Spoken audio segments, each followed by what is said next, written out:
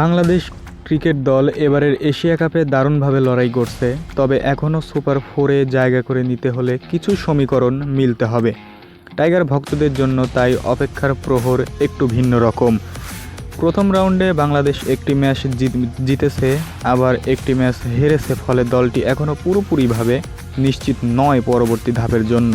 Semifinal ধাঁচের এই super ফোরে জায়গা করে নিতে হলে নিজেদের ম্যাচ জেতার পাশাপাশি অন্য ম্যাচের ফলাফলগুলোও নজরে রাখতে হবে।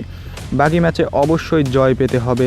সমান সংখ্যক জয়ের ক্ষেত্রে নেট রান রেট গুরুত্বপূর্ণ ভূমিকা রাখবে, তাই বড় ব্যবধানে জয়ই মূল লক্ষ্য।